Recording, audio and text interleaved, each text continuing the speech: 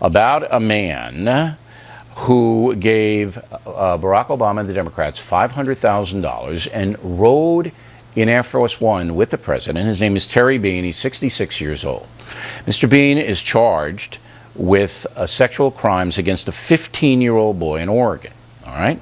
Mr. Bean founded the Human Rights Campaign. This is a big story, Lauren, and it has not gotten any coverage outside of CNN.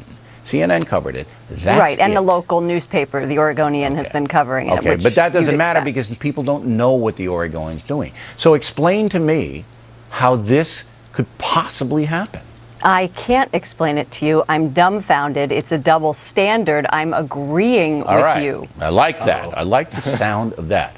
Now, Kurtz, you worked for the pinheaded Washington Post, a very left-wing newspaper, which hasn't covered this story. Tell me why.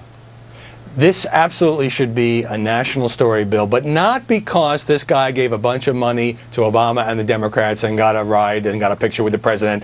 A lot of donors turn out to be crooks and creeps, but there's a hypocrisy angle here, and usually the press loves hypocrisy stories. This guy co-founded a gay rights organization, and now allegedly he is accused of kind of stomach-turning charges involving an underage kid. And why that's not a story is hard for me to fathom. Well, we don't want Mr. Bean to be convicted in the media as Cosby has been. But he has been charged. I don't think he has been charged, and that's the thing. So I think the only conclusion that we can draw from this is that if Mr. Bean had been given $500,000 to George W. Bush's campaign. No, I don't agree with that. I don't agree with that. No, I don't either, actually. Go ahead, Lauren.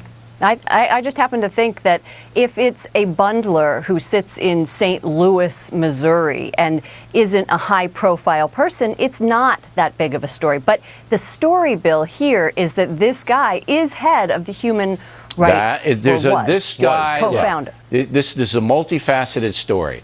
Fat cat, big money donor, rides with the president in Air Force One, founds the gay rights organization, and now is charged with a heinous crime. If Terry Bean had been a conservative activist, if he had been a conservative activist, it would have got a lot more coverage no matter who he gave money to. That's right. Press is sympathetic to gay rights. That is right.